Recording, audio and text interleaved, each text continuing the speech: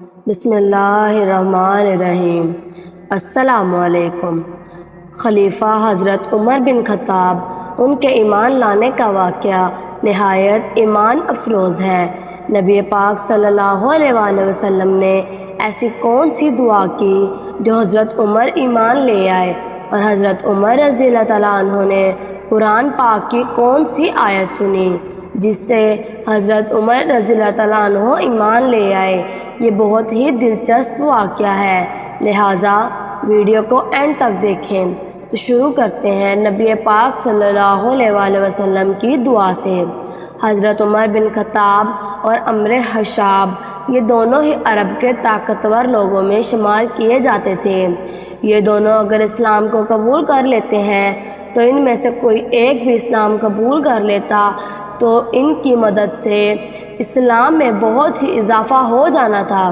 نبی پاک صلی اللہ علیہ وآلہ وسلم نے دعا فرمائی، یا اللہ، عمر بن خطاب یا عمر بن حشام، ان دونوں میں سے ایک کو ایمان کی دولت دے دے۔ مکہ میں اسلام بڑھتا چلا جا رہا تھا۔ نبی پاک صلی اللہ علیہ وآلہ وسلم ایک بڑے قبیلے میں قریش سے تھے۔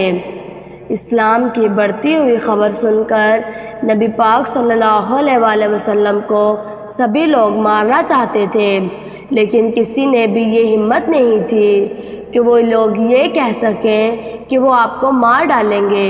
لیکن یہ معاملہ تب بڑھا جب نبی پاک صلی اللہ علیہ وآلہ وسلم کے چچا حضرت حمزہ نے اسلام قبول کر لیا تھا۔ یہ بات حضرت عمر فاروق رضی اللہ تعالیٰ عنہ کو بہت ہی چبھ رہی تھی، اور مکہ میں دوسرے لوگ بھی یہی چاہتے تھے کہ آپ کے چچا نے اسلام قبول کیوں کیا ہے۔ مکہ کے لوگ اکٹھے ہوئے اور انہوں نے کہا کہ کوئی ہے جو محمد کو قتل کرے، تو حضرت عمر بن فاروق نے کہا کہ میں آپ کو قتل کروں گا۔ حضرت عمر بن خطاب گھر گئے اور ایک ننگی تلوار لے کر پیارے نبی صلی اللہ علیہ وآلہ وسلم کے گھر کی طرف روانہ ہوئے، لیکن اس کائنات کے مالک کو تو کچھ اور ہی منظور تھا۔ حضرت عمر فاروق آگے بڑھ رہے تھے کہ راستے میں حضرت حذیفہ رضی اللہ تعالیٰ عنہ مل گئے۔ حضرت حذیفہ رضی اللہ تعالیٰ عنہ ایمان لا چکے تھے۔ حضرت حذیفہ رضی اللہ تعالیٰ عنہ نے حضرت عمر بن خطاب کا غصہ دیکھا، تیور دیکھے اور ہاتھ میں تلوار دیکھی تو پوچھا، عمر کیا معاملہ ہے؟ حضرت عمر رضی اللہ تعالیٰ عنہ نے غصے میں کہا کہ میں آج محمد کو قتل کر دوں گا۔ اس پر حضرت حذیفہ رضی اللہ تعالیٰ عنہ نے فرمایا کہ پہلے تم اپنے گھر کی خبر کر لو۔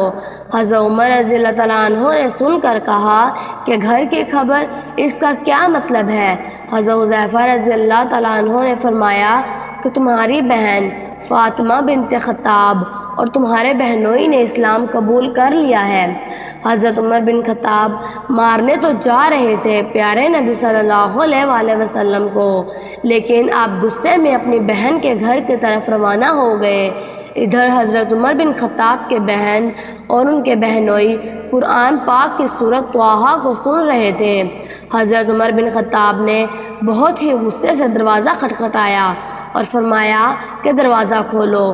حضرت عمر بن خطاب کی آواز سن کر اندر سبھی ڈر گئے کہ عمر آ گئے ہیں، اب کیا ہوگا؟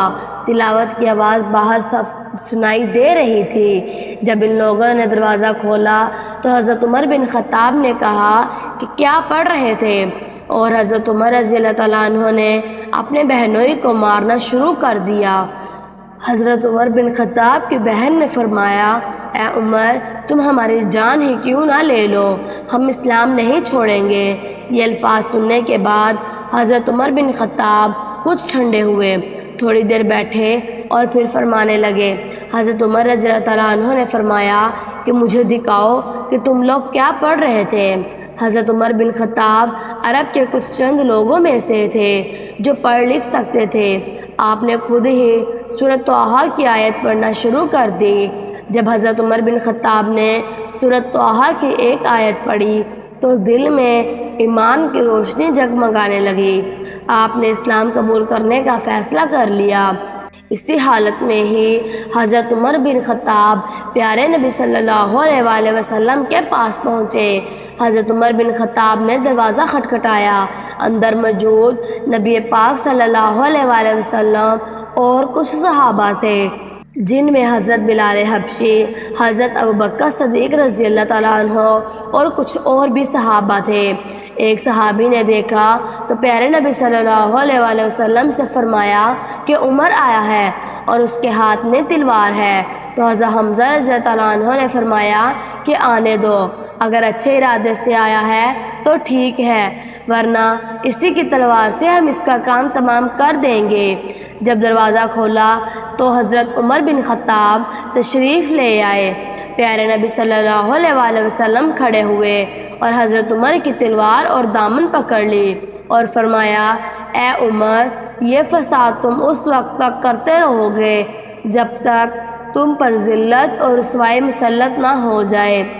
یہ سنتے ہی حضرت عمر بن خطاب نے فرمایا کہ میں گواہی دیتا ہوں کہ اللہ کے سوا کوئی معبود نہیں، اور میں گواہی دیتا ہوں کہ پیارے نبی صلی اللہ علیہ وسلم اللہ کے بندے اور اس کے رسول ہیں۔ اس طرح نبی پاک صلی اللہ علیہ وسلم کی دعا حضرت عمر بن خطاب کے حق میں مقبول ہوئی۔ جب حضرت عمر بن خطاب ایمان لے آئے تو سب سے پہلے تکبیر اس وقت بلند کی گئی۔ اس وقت حضرت عمر بن خطاب کو فاروق لقب ملا، یعنی حق و باطل کے درمیان فرق کرنے والا۔ حضرت عمر بن خطاب اسلام قبول کرنے والوں میں سے 40ویں نمبر پہ تھے۔